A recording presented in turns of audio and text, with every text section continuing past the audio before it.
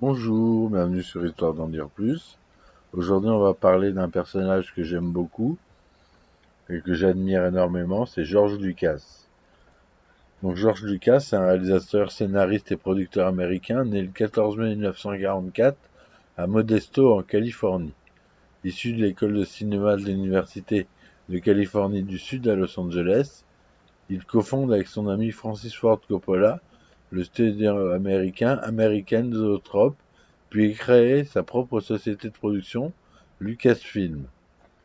Il commence sa carrière de réalisateur avec le film THX 1138 en 1971 et American Graffiti en 1973. Il connaît ensuite la consécration avec les deux premières trilogies cinématographiques Star Wars. Énorme succès au box-office, la saga galactique fait de lui un des cinéastes les plus reconnus et fortunés du cinéma américain, mais aussi complique sa vie, notamment à cause de ses relations difficiles avec les fans. Lucas est aussi le créateur et le scénariste de la saga Indiana Jones, réalisée par son ami Steven Spielberg. Il produit aussi d'autres films comme Labyrinthe ou Willow, les séries télévisées comme Les Aventures du jeune Indiana Jones ou Star Wars The Clone Wars. En 2012, il vend sa société de production au groupe Walt Disney Company et annonce qu'il prend officiellement sa retraite. Il tire son inspiration des films à épisodes, vus de son enfance et différentes mythologies. Il est également influencé par le cinéma expérimental et il permet au monde du cinéma une grande révolution technologique, tant au niveau du son, du montage, de l'animation par ordinateur et des effets spéciaux. Marié deux fois et père de 4 enfants, il est également philanthrope.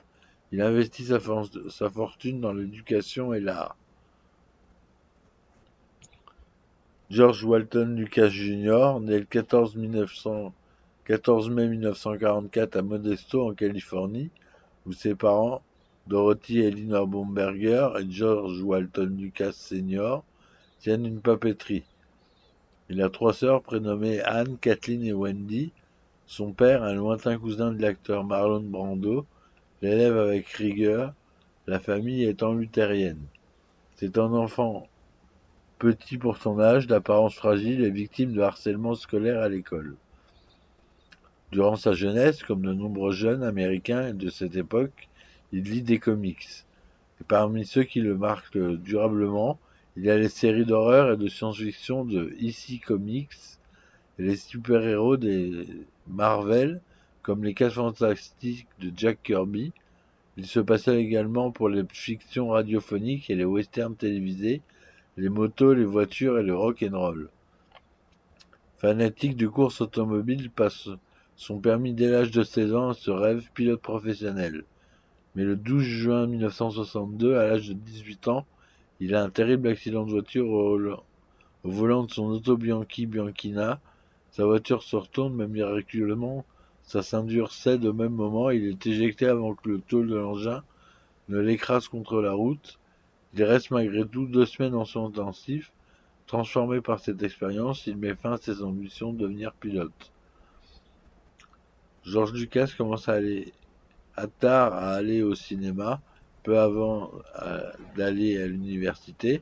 En effet, son éducation à l'image venait jusqu'alors principalement de la télévision.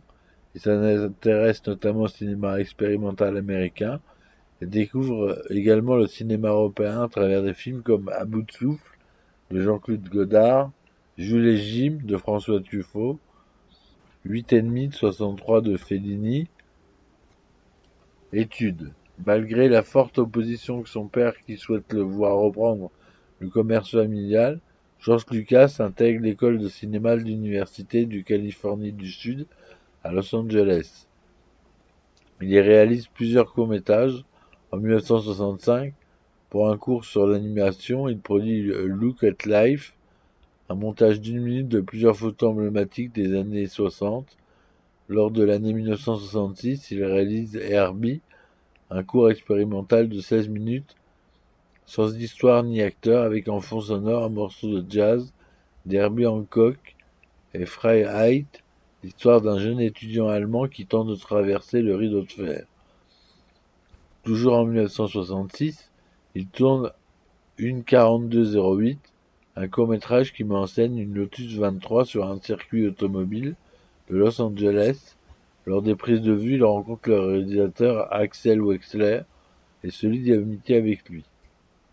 En 1967, il réalise le court-métrage dystopique Electronic Labyrinth THX 1138 4EB, en hommage à l'un de ses films favoris, 2187, d'Arthur Lipset.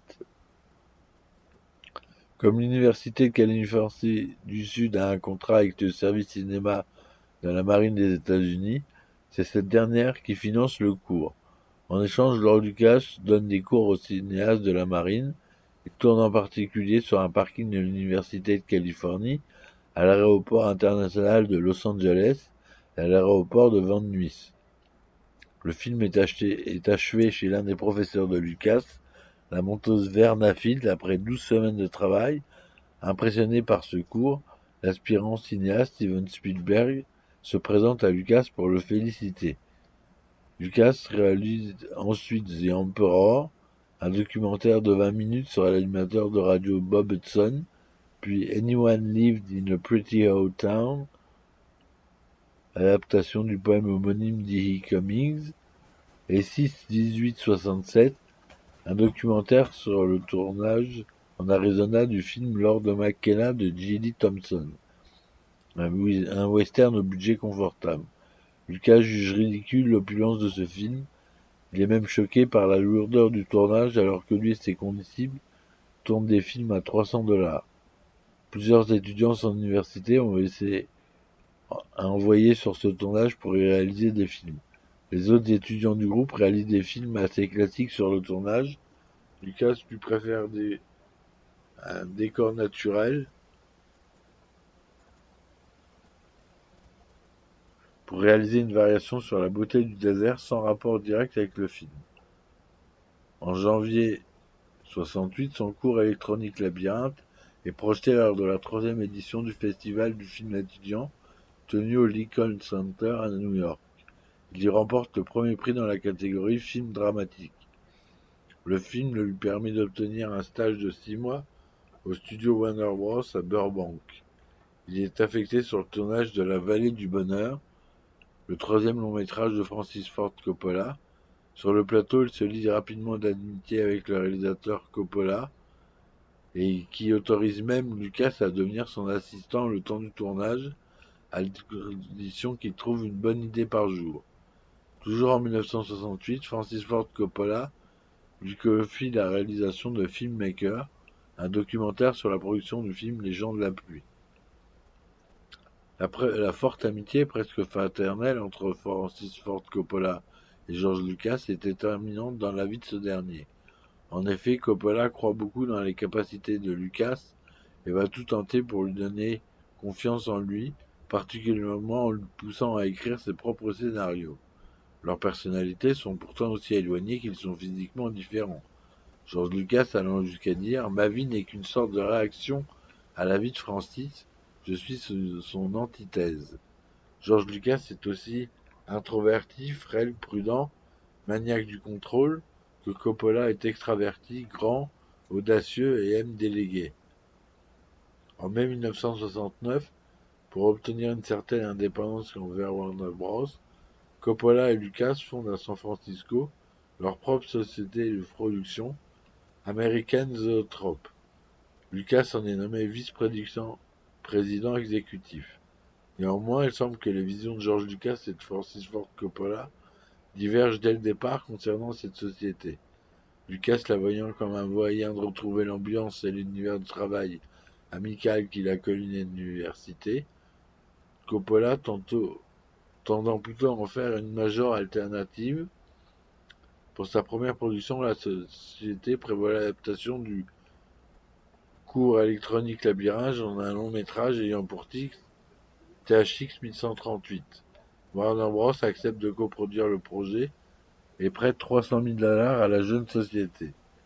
Avec un budget final de $777 777, Lucas tourne le premier long métrage du 22 septembre au 21 novembre 1969.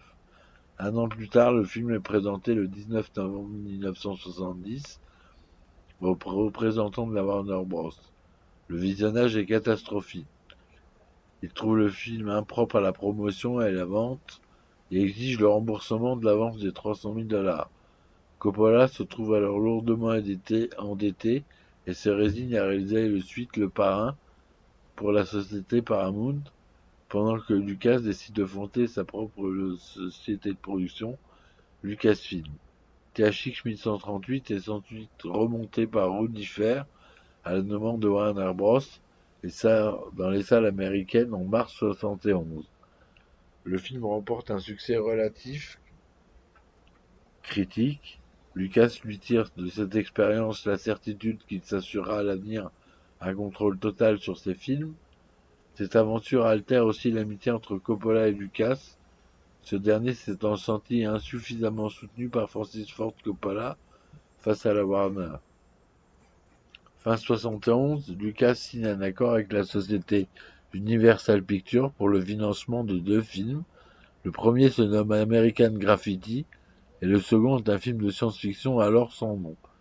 Pour American Graffiti, George Lucas se laisse convaincre par son épouse, la monteuse Marcia Lucas, ainsi que par Francis Ford Coppola, de réaliser un film moins froid, moins abstrait, moins cérébral et intellectuel que les films vers lesquels il s'oriente depuis l'université.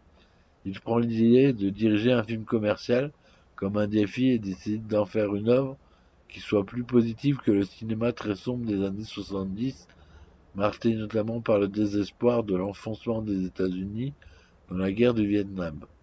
Il situe alors l'action de son film dans le début des années 60, avant le début de la guerre, le voulant comme un retour à une époque qui serait pour l'Amérique celle de l'innocence. Lucas collabore pour la première fois avec le producteur Gary Kurtz, qui travaille sur le projet dès sa conception. Ned Tannen, producteur à Universal, propose au réalisateur de choisir un producteur exécutif dans la liste qu'il soumet et dans laquelle se trouve Francis Ford Coppola. Malgré son envie de s'éloigner de ce dernier, Lucas le choisit. Il engage également son ami Axel Wexler comme directeur de la photographie du film. Le tournage d'American Graffiti débute le 26 juin 1972 et dure 29 jours. Lucas le filme comme un documentaire suivant l'itinéraire de plusieurs jeunes protagonistes autour d'une même soirée dans une petite ville. Le metteur en scène éprouve des difficultés pour diriger les interprètes et doit engager un professionnel du théâtre pour les faire travailler, lui-même se dédiant plus à la réalisation technique du film. Il découvre néanmoins combien il est agréable de travailler sur un projet positif et heureux. Si sa première est un succès, le producteur Ned Tannen est extrêmement négatif vis-à-vis du film et Francis Ford Coppola doit le défendre vigoureusement pour qu'il accepte de le sortir en salle. Une attitude dont Lucas se sentira redevable. American Graffiti sort finalement le 11 août 1973. Il devient le succès de l'été et à la fin de 1973 atteint déjà 55 millions de $. Il s'agit d'un gain énorme au vu de l'investissement de départ. Le film est aussitôt un succès critique et est distingué par plusieurs récompenses. George Lucas gagne grâce à ce film 7 millions de $. Il lui en reste 4 après impôts, alors que lui et son épouse vivaient avec moins de 1500 $ par mois. Ils ne modifient pas radicalement leur mode de vie et achètent seulement une maison à San Anselmo en vue de la restaurer. Le partage des bénéfices crée de nouvelles tensions avec Coppola.